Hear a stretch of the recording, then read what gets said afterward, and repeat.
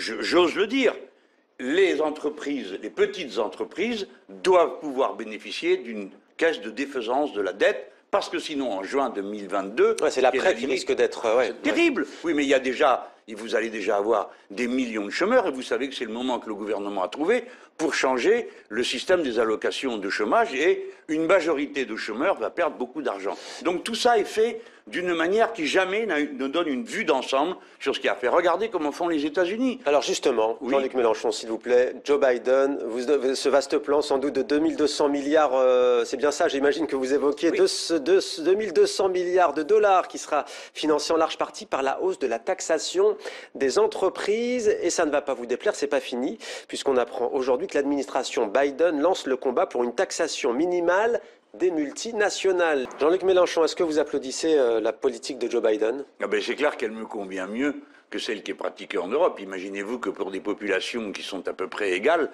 les Européens finiront un jour ou l'autre par se mettre d'accord sur la manière de sortir l'argent prévu, et ça ne fait que 790 pauvres milliards, tandis qu'eux en mettent 3 fois la même quantité. Et ils ont une politique qui ringardise tout le vieux continent, qui est resté crispé dans un libéralisme trumpiste absolument grotesque, pendant que M. Biden, lui, fait pour ceux qui suivent les théories économiques, du keynésianisme de base, c'est-à-dire on est dans le creux du cycle, hop, on sort de l'argent et on fait de l'investissement pour le futur. Alors on fait des routes, des ponts, des éoliennes, tout ce que vous voulez, tout ce qu'on devrait faire en France. Ou en France, on pourrait refaire tous les canalisations. Il y a un commissaire au plan qui est revenu, le commissaire au plan, c'est pour ça, non? Mais je ne sais pas, demandez-lui. Moi, je vous réponds pour moi. Moi, je n'ai pas vu un plan sur les canalisations, j'ai pas vu de plan pour les énergies alternatives, j'ai rien vu de tout ça, donc sans doute que ça existe. Mais ça n'est pas très visible. Non, soyons sérieux. C'est sérieux ce qui se passe. Mais ça marche d'investir dans les infrastructures.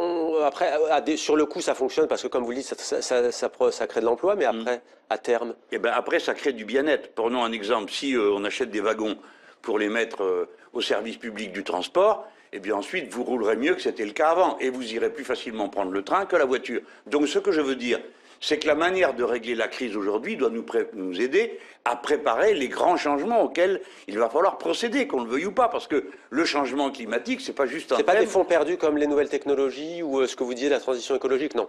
Ben, pourquoi ça serait des fonds perdus? Si vous créez, si vous élargissez un canal, si vous mettez des trains à la place des avions, c'est pas de l'argent perdu, c'est du bienfait pour tout le monde.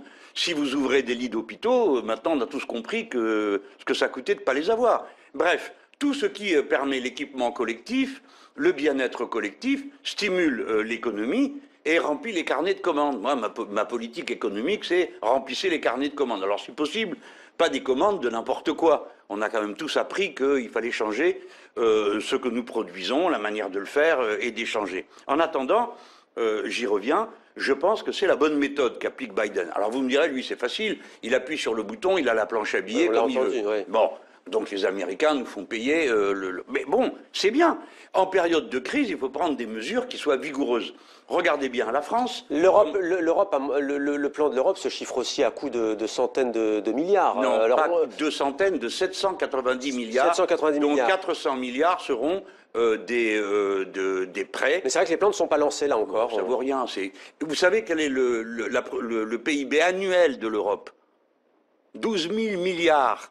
Donc imaginez-vous que 12 000 milliards qui réduit de 5, 6, 8% en moyenne à cause de la crise, et vous remettez derrière une petite gouttelette qui n'a pas de sens. Merci. Et attendez, elle n'est toujours pas sortie, la gouttelette, hein, parce qu'ils sont en train de se battre pour savoir si oui ou non cet argent est légal, la preuve. La Cour allemande, parce qu'en Allemagne il y a des institutions, et oui, mais la Cour de Karlsruhe a bloqué le plan européen. Et on va